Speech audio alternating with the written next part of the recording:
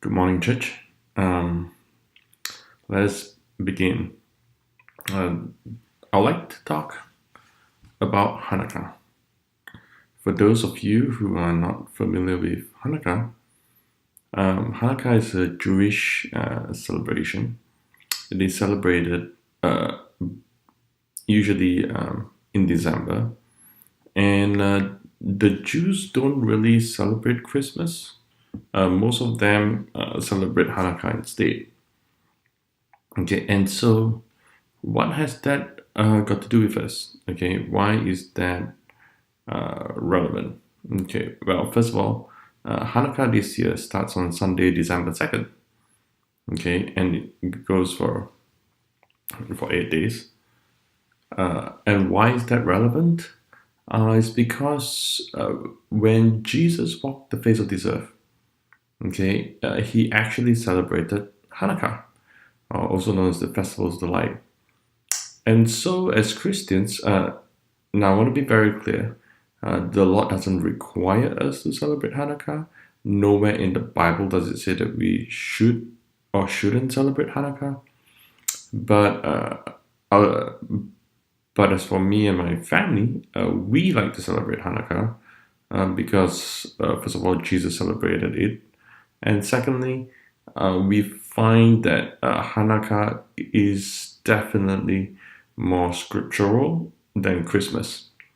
If you realize, Christmas is not actually mentioned in the Bible. Okay, uh, so there's a lot of history around it, which I do not want to dwell in for this particular sermon. Uh, but uh, but we believe that Hanukkah instead, was mentioned in the Bible, and is definitely something that is more biblical, something that Jesus celebrated.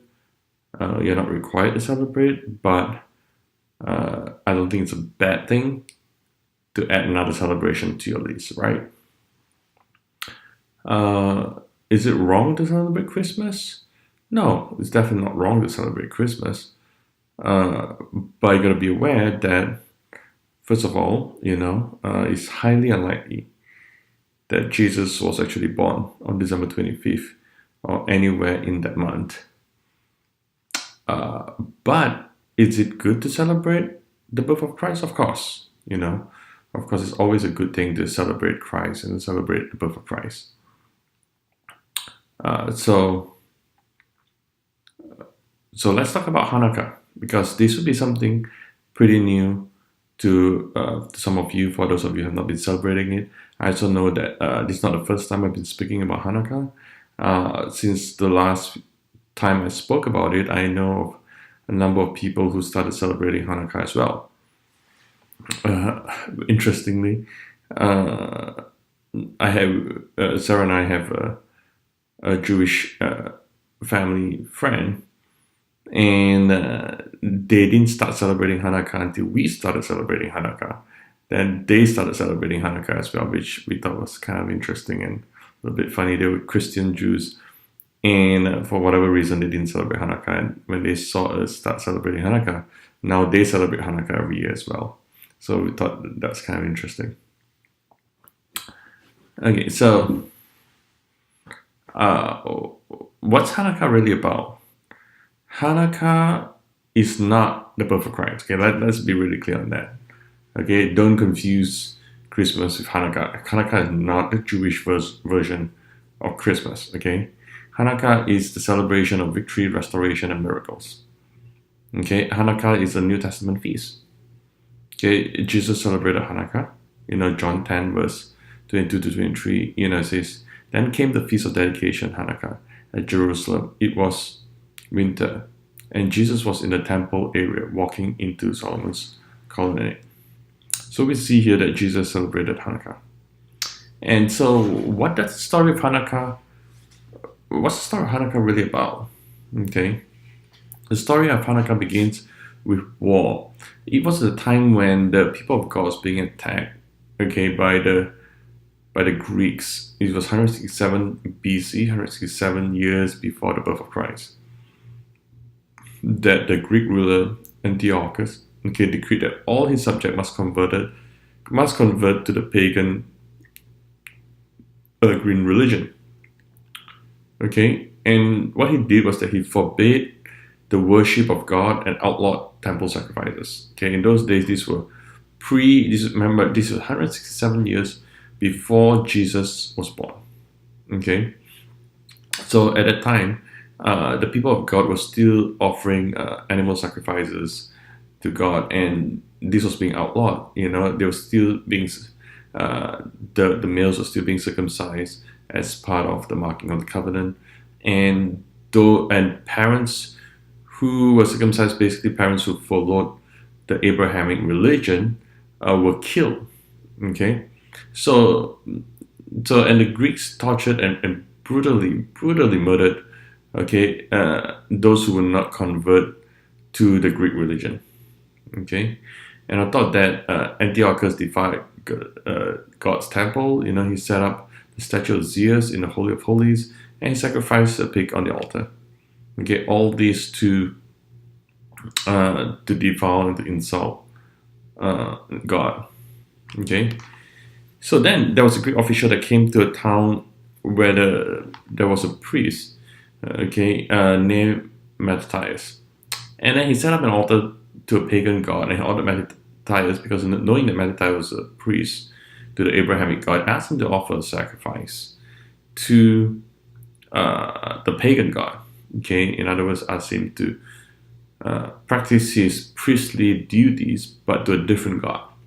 Mattathias refused. He said, "No, I'm not going to do that." Okay, and in his words, he said, "Though all the nations that are under the king's dominion obey him, yet will I and my sons walk in covenant of our fathers," meaning the Abrahamic covenant. Okay, so you see here that the Mattathias refused. Okay, then another Jew stepped forward, and decided that, we're not going to make enemies with the Greeks. If Mattathias won't do it, I'll do it. So that it's not an issue. But when this Jew stepped forward, Mattathias took out his sword and killed him. And then he and his sons attacked the Greek officials and killed him too. Okay, and that was really the start of a war between the Jews and the Greeks. Okay, and during this time, Judah, that was the name of one of the sons of Mattathias, led a small band of Jews against the powerful Greek army, and his nickname was Maccabee, meaning the hammer. Maccabee is actually the acrostic for "Who is like you among the gods, O Lord?" And what happened was that Judah and his followers, a small group of army against a huge Greek military, and somehow miraculously they defeated the Greeks and they won. Okay, and this happened in 165 BC. Okay, so this actually took place, and it shocked everyone. That a small group, could defeat the Greek army in 165 BC. And after defeating the enemy, Judah restored the temple. So he fixed up the temple, he removed all traces of defilement, repaired everything that was damaged, and he proclaimed a great feast to rededicate the temple to the Lord. And that was the first Hanukkah. Okay, so Hanukkah was celebrating the restoration of the temple after defeating the enemy. Okay, now where the miracle comes in, well, the first miracle is, a small group of army could defeat the Greek military. Then the second miracle that took place was that when they restored the temple, see, there was a menorah. Menorah is like this candle stand that was lit up by oil, and it's supposed to be lit up not just by oil, but a special oil, consecrated oil. Okay, but because the temple was so destroyed and everything was destroyed, they didn't really have any more consecrated oil. They only had enough to light the candles for one day.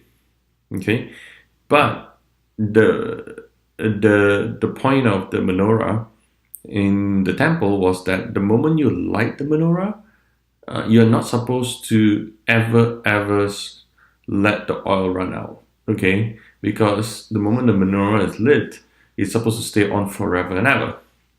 Okay, well, they had a problem. Okay, because it's going to take 8 days to consecrate more oil for the menorah. So they got to decide, do we only have enough for one day? Do we wait 8 days and then do we have more oil? Then we start lighting the menorah, or do we just light the menorah with only one day worth of oil, and then go for the next 7 days without light, and then till we have more oil, then we'll light it again. So they decided that, you know what, we're just going to light it for one day. If that's all the oil we have for, we're just gonna light it for one day. And that was what they did. Okay. So they lit the menorah for one day. And then the second miracle happened. The the the menorah would not go out. It did not run out of oil for 8 days. It continued to shine. The light continued to shine until they could have enough oil to refill it. So that was the miracle, and that's why in celebrating Hanukkah we light the menorah to remind us of the miracle, to remind us of the miracle that in the restoration of the temple, and and that was what Jesus was celebrating when he was walking the face of this earth. So Hanukkah was a celebration of the restoration, the miracle of multiplication, and of light. Okay, so what my family does is that we have a menorah, okay, a small little menorah, and we have candles on it. We have the 8 candles, and the way it kind of works is that if you see the middle candle here, in the middle of the menorah, that's what we call the servant candle. So on the first day, our menorah will only have 2 candles, one in the middle and another one on the far right. Okay, and we'll light the one in the middle, and then we'll say a prayer. There's a specific Hanukkah prayer. Oh, I really should have put it in this PowerPoint. Let me see if I can read it out to you. Okay. If you Google Hanukkah prayer, okay, you will find it. Okay. And the Hanukkah prayer kind of works something like this. There's the long version where you say on the first day, and then every subsequent days you just say the same prayer, which is the shorter version of it. Okay, and the prayer really is there not as a ritual, but more as a reminder of why we're celebrating Hanukkah. Okay. Okay, so the prayer goes something like this: Blessed are you, Adonai our God, sovereign of all, who hallows us with mitzvot and commanding us to kindle the Hanukkah lights. Okay, blessed are you, Lord Adonai our God, sovereign of all, who performed wondrous deeds for our ancestors in the days of old in this season. Okay, and then specifically for the first night, we also add, blessed are you, Adonai our God, sovereign of all, who has kept us alive, sustained us, and brought us to this season. Okay, and so and that's really the basic prayer, that you say just to remind ourselves or why we're celebrating Hanukkah, and then from there you can feel free to add your own to the prayer,